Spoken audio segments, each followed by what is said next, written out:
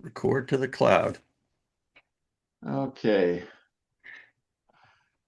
Okay, everybody. I This is the first meeting that we're going to be doing like this, where we are recording what it is that we do on a daily to day basis and exchange ideas so that you can see a little bit behind the scenes. We're kind of known as the Graybeards. My name is Randy Van Ittersom, and my partner is Richard Roy. We'll give a little bit of background first, and then we'll get into what we want to talk about today. My background is I'm old. I'm 76 years old, going to be turning 77 next month.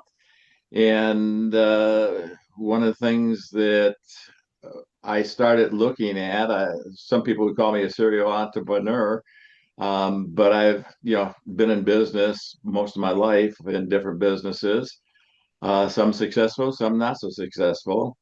And when AI came around, we got very excited about it.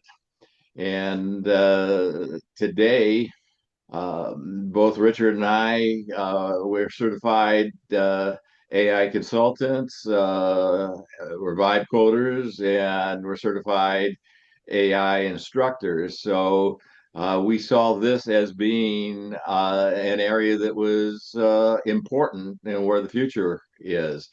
One of the things that we've done, which we'll talk about in a little bit, is we wrote a book and about where search is going, which is kind of the topic we want to talk about today. But I'm going to turn it over to Richard and let him introduce himself, and then we'll get going. Richard? Yes. Gosh, I've been online for over 30 years. I go all the way back to the days of 56K dial-up modems used to carry around a sheet of ISP phone numbers, all across the country when I was traveling. And And I think that's one of the things that Randy and I bring to the table is perspective because we're graybeards. We have been able to see the evolution and adoption of a lot of different technologies that younger people haven't. And so I think that's one of the things that we add to this type of conversation. I think it also dispels some stereotypes as well. I think there's some stereotypes that, it might just, AI is just for a younger audience, but there are lots of gray beards, and older people who have embraced AI technology. So we'll get to, hit on some different points on that today. But I used to way back when I was a youngster. I was actually a software demo rep for Microsoft back in the day, and I've worked for some Fortune 500 companies and have been involved with software at different levels throughout my tech journey. And I've probably installed I have installed thousands of WordPress installs. I started out way back in the 90s on Microsoft Front Page, graduated to Dreamweaver, which was a Macromedia product for any other graybeards out there. And when WordPress came onto the scene, I embraced it, and so I still build sites from time to time. And one of the things that Randy and I have been exploring um, is these AI website builders. So we're going to be doing at some point, we're going to be demoing some test builds with some of these different AI website builders. But I'll let you kick off the conversation today, Randy, and Okay. we'll see where the clock brings us today. Okay. Well, one of the things that we've had to do with our business is we've had to look at strategizing where the business is going today. There's been a major shift, one that we saw coming. In fact, we wrote a book about it, predicting that it would be here. And just to show you our book, it's called Search Shift Thriving Online, which is navigating the change in search caused by AI. And Go we ahead did, and share your screen, Randy. oh, okay. Let me go back and take care of that. I think you've got that Yeah, pulled up on Amazon. yes, I do. Let's see, share. Let me share my screen. Apologize for that. Let's share it. Okay. So, as I was saying, this was a book that we wrote together with a couple other partners at the time in another business that we had started. It's called Search Shift. It's on Amazon. And we wrote it back in June of 2024. And here we are a year and a half later, and everything that we wrote about in this book has come true. So just want to let you know that we started looking at this some time ago and started preparing for where we are today. So what we found today is that there is and I have a graphic that I've actually shared with other people. So let me share it with you. And it talks about what our topic is today, which is, and this happens to pertain by local because local is probably hit harder by this than any other uh, industry and currently being affected by AI. And prior, what happened is the old model of search was you were trying to rank for a particular keyword. You did so by doing a lot of SEO and backlinking, and that brought you traffic, and it was easy to measure what that traffic was. Hey, Um, Randy, yes. just expand your screen. Okay. So yeah, there we go. Okay, thank you. Um, and it was a very you could measure this and know whether or not you were being successful in a program. It was very easy to measure and it helped marketers a lot. What's happened is as we are shifting to AI search, in today you'll notice fact I believe it was not Perplexity but Claude came out and they now have their plug-in to do search with that they just announced 2 days ago. And but what's happening is all these AIs are becoming search engines. But the difference is they are not looking for keywords. Their goal is to select among the people out there that they've identified as being the authorities in the market. And they so they're going through, for example, in the local market and saying, okay, I've got 10 dentists in this particular city. Which one of those is a dentist that we would recommend to you? Or it may even go beyond just that local city. So they're trying to be the entity that selects the right thing for you. And under the old model, we had when you did a search for a keyword such as dentist, it was going to pull up pages and pages and pages of search. Okay, results.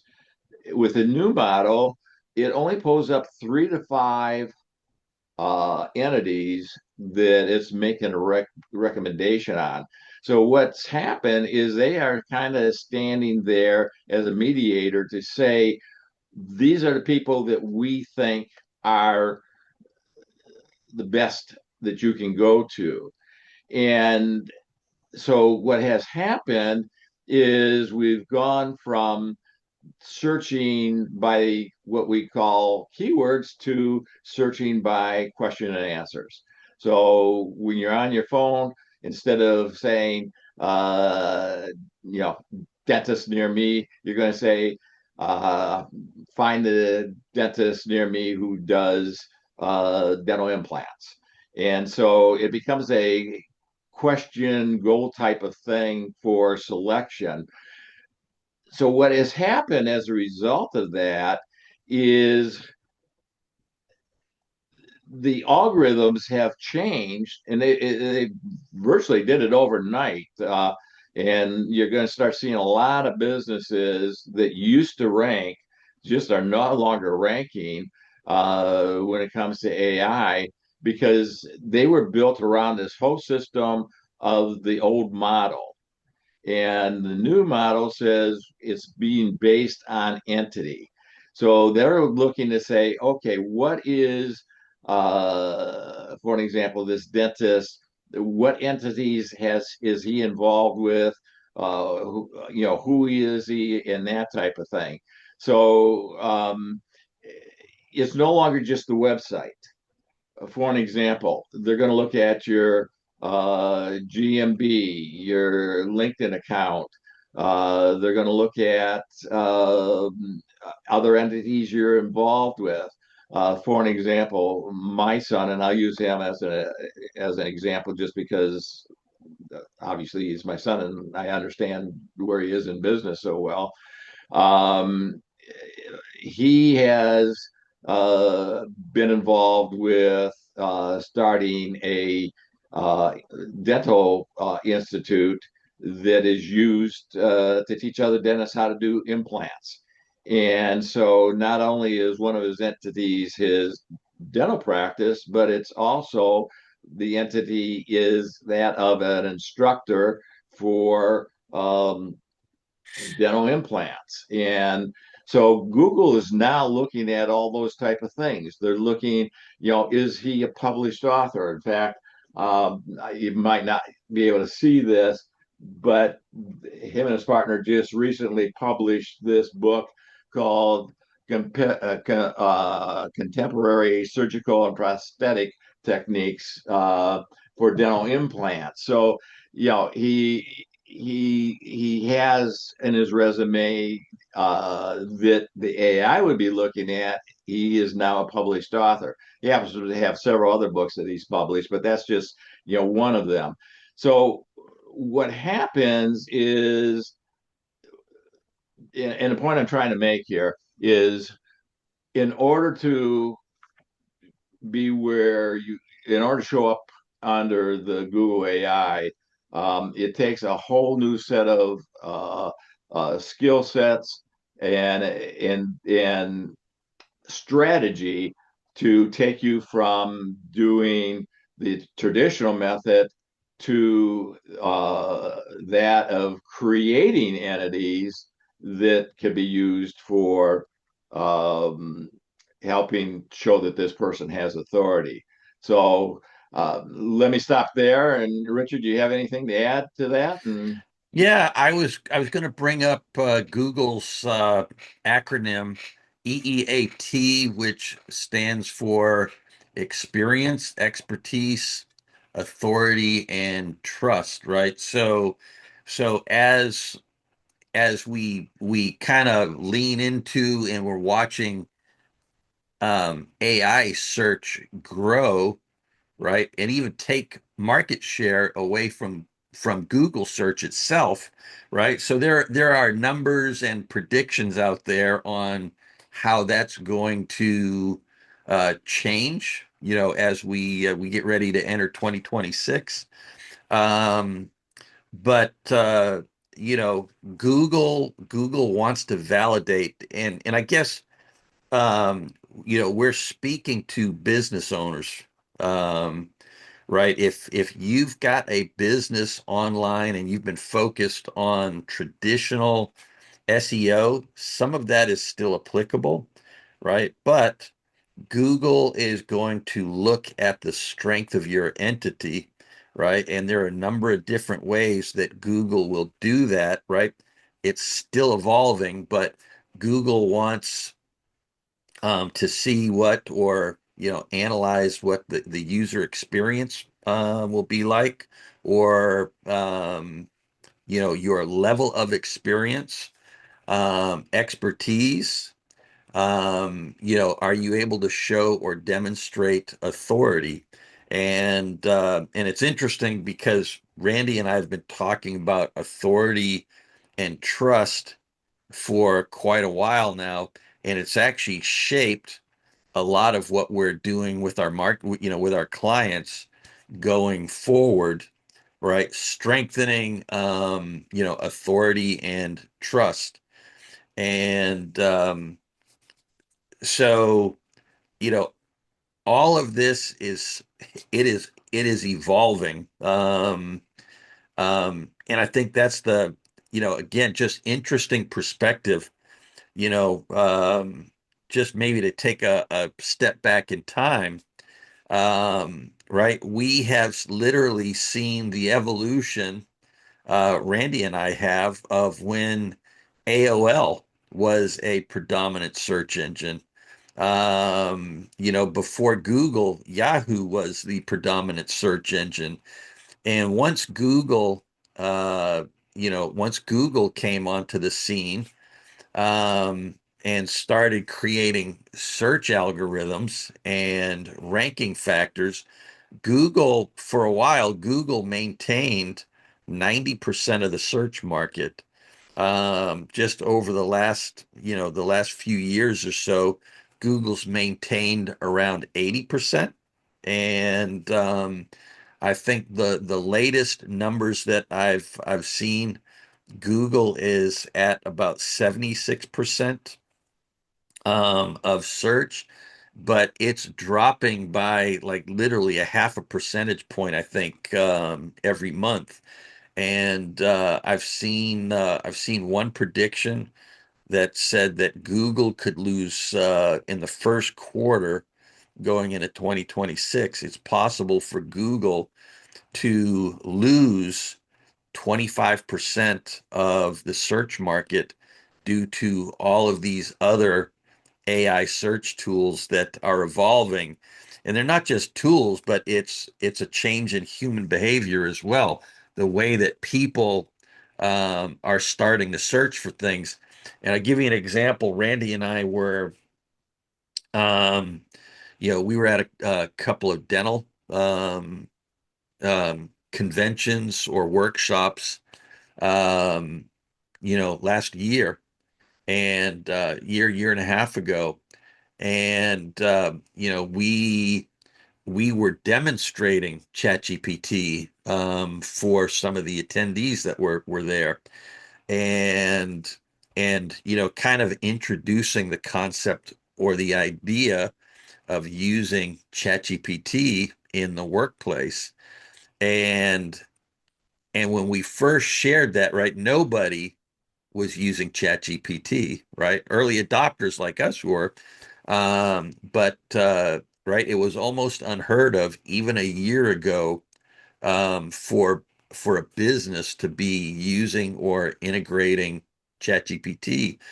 And when we have those same conversations, with people that we have maintained contact with in some of our marketing spheres, or the niches that we work in, almost everybody is using AI in one form of another, in their business. So, the use or adoption of using tools like ChatGPT, Claude, Perplexity, to find answers, is evolving very rapidly. And I think the latest number, ChatGPT has exceeded 800 million users. right? That number just continues to grow and evolve exponentially. So we're witnessing another paradigm shift, a transformational shift in the way that people search and find answers to questions or information. So I will hand it back over to you, Randy. Okay. Uh, this is a book that we would recommend that you get. I don't know if you've heard of it before, but it talks about the Spark framework, and he nicely lays out exactly what Google is or the algorithms are looking for using the AI, um, showing up in the AI ecosystem or ecosystem, excuse me. Yeah, And and the so, author's name is Ken Hauk. yes, okay. I think I pronounced it Houk. Um, would recommend that you check out his book, The Spark Framework, for sure. Yeah, and one of the things that he brings out in the book, and it is something that you need to be aware of when talking to clients or even for your own business, is the idea of the click through is being challenged at this point. He talks about it being a collapse because what happens is when you're using AI, you're looking for information immediately. And sometimes they will show your phone number right on the information that they find are displaying to the individual. And so rather than going to your website where you could track them, they're just hitting the button and calling. And so the idea of tracking things the way we have done in the past becomes very difficult because there's a certain percentage and it continues to increase that is actually going to a business without ever going to their website. And one of the things that Richard and I have talked about and decided as we're going forward is it's very important to leave breadcrumbs for Google to be able to find you. But not in the way of just blasting out all sorts of information because AI can create information, in an instant. AI is said we've seen people shift to where you're building AI stuff all the time, and it's not authoritative. So where before we start showing somebody whether or not they're going to show up in the search results, we want to make sure that they have authority. So what one of the things that we do, and we'll talk about this in future videos as we're you know dealing with this, and that is we're building platform authority. Okay. And platform authority would be, for an example, instead of necessarily putting your blog on your website, you could put your blog on a site like Blogger. Now, why would you do that? Well, your website probably has a domain authority of 20 or less, which is a gauge that the market looks at. Whereas if we went to Blogger, Richard, what was Blogger's domain authority? I'm trying to recall. It was in the 90s. Yeah, yeah. I think it was like 91, 92. And so when if Google's going to look at your content, they're going to look at it and say, is it resting on a domain authority of 20 or is it resting on a domain authority of 90? Um, and they want to see is the content that you're writing relevant.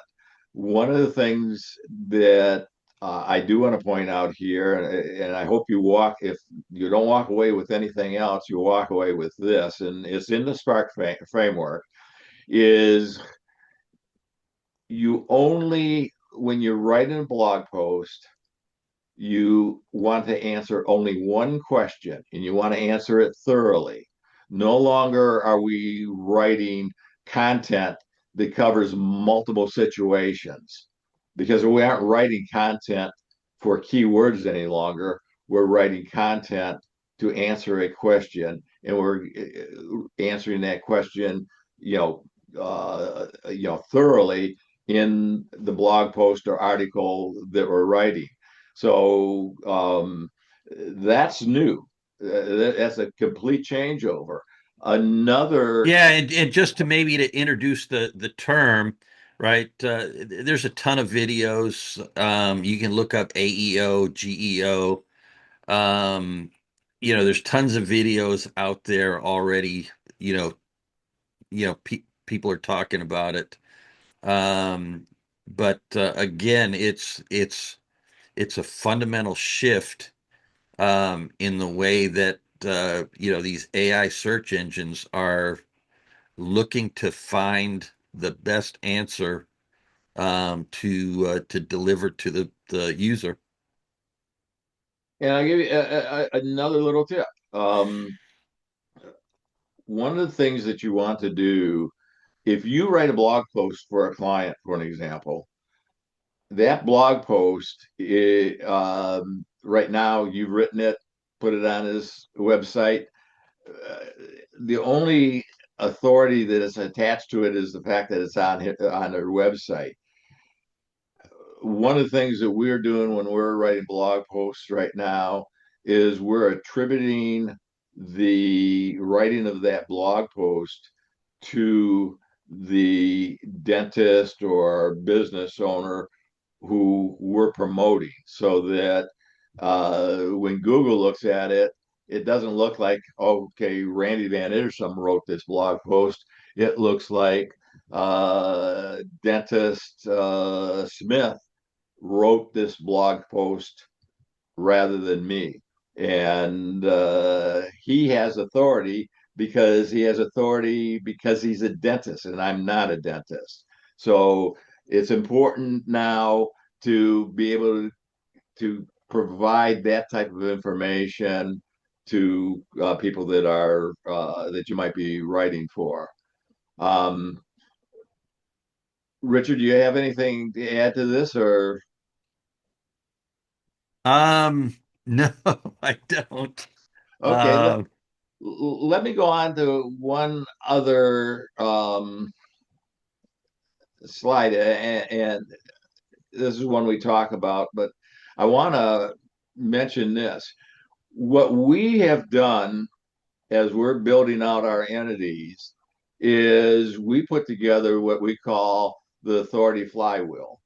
And if you look, the idea behind the flywheel is that it becomes a multiplier so that as content is created, you get more and more content being built and stacked on top of one another. And the net result of that is you can increase your results significantly, 10 times at least, and you can reduce your costs to be 10% of what it used to be in order to produce that content using AI. And so, one of the things that we recommend people do is when we're talking is in order to reach market domination is to create an AI powered authority flywheel that gives them visibility, amplifies their authority, and accelerates their trust. And that is going to be very big as we go forward in a market today, using what Richard had mentioned, the EAT formula, which Google is something that they really look at. I'm going to stop sharing my screen right now and go back to just talk a little bit here. We always want to leave you with a tip, okay? Some value that we've gotten out of one of our mastermind groups that you probably aren't going to hear about anyplace else other than here.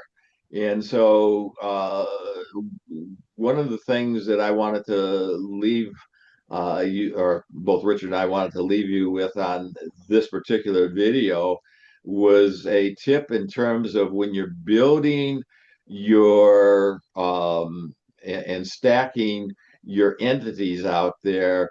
There happens to be a site that we would recommend that you actually go out and put for yourself or your client uh, everything that is important to you in terms of what my authority is in the marketplace, what my entities are. Richard, do you want to share that with them, Um, or just tell them I, about it? well, there are lots of different authority sites. I was actually going to leave um, kind of a different tip this morning, and that was you know a lot. There are going to be a lot of people that might see our video that have a one-page website, or they might have a five-page website. Um, Homepage, privacy policy, about us, contact us. Um, and so the days of having a thin website are over. Google's going to want to see websites that have got depth. And I've said this for years, that a website is like a living, breathing organism, right? And you have to feed it. And there are lots of websites, or businesses that I've worked with, you know even today. I've got clients that have not added any information to their website in years. And so as these AI search algorithms evolve and develop, if your website isn't answering questions, you're you're going to fall further behind, the pack. And so I think people need to, if you're a business owner with a website, you've got to think about having a regular content development strategy where you're helping your audience, right? It doesn't matter what. It could be an auto repair site, locksmith, metal fabrication, plumbing, right? Everybody's got questions around that thing, right? Or that service. And the more that you can answer questions, you're putting your website in a better position for these AI search algorithms to select you to, to be in the results. Important, very important. Thank you, Richard.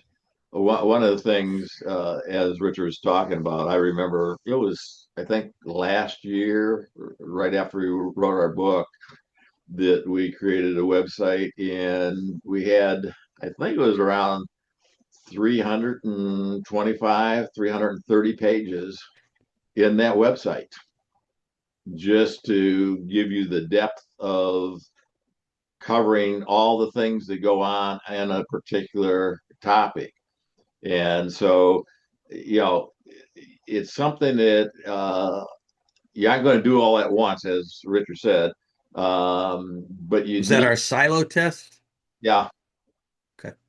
Maybe uh, we can share or demo that on one of our episodes. yeah. But but adding to your website all the time, every week is very, very important. So um, we'll leave that tip because it's a good one. And we'll come back to the other one on another episode. So this was our first one. I'm sure we will get better as we go along here, but we wanted to set the stage for the fact that we have this massive change taking place in the marketplace. What you know, your strategy no longer can be what it was 3 months ago. The strategy, the AIs have changed the marketplace. In fact, just a little side note. I remember one day Richard and I sitting down and looking at how Google was dropping that month compared to how much AI had increased its share of the marketplace. And I mean, it was like Google just dropped 3% of its Yep. market share. Uh, ChatGPT just grabbed, uh, you know, I think they were, they grabbed like 10% share of the overall market share. I mean, it's just crazy. Right. But that's how fast things are changing. And And I think the important thing for people to keep in mind, it's like even way back in the day when, there's a site that graphs all of these technology changes. It's called Data is Beautiful, right? So you want to go down a rabbit hole, go to YouTube and look up Data is Beautiful. Um, but right, nobody right now at this point in time can predict who the winner is.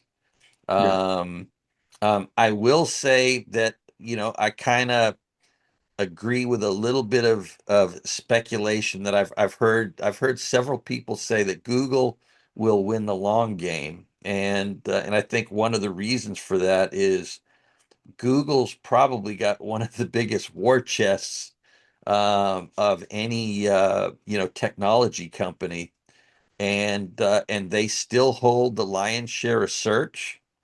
And I don't think Google will go down without a fight. But 2026 is going to be interesting because we're going to see some of these different AI models evolve, and then something that we don't talk a lot about, and I'm going down another little rabbit hole before we jump off, but I'll go back to the point of perspective. One of the things that Randy and I have been able to witness over the years, right? Technology and ideas can come to the marketplace, right? But something called adoption has to occur, right? And so, as all of these AI models um, start to evolve, right, we need to see how adoption is going to occur. The global population, or even regionally, one country might gravitate towards a certain tool or model.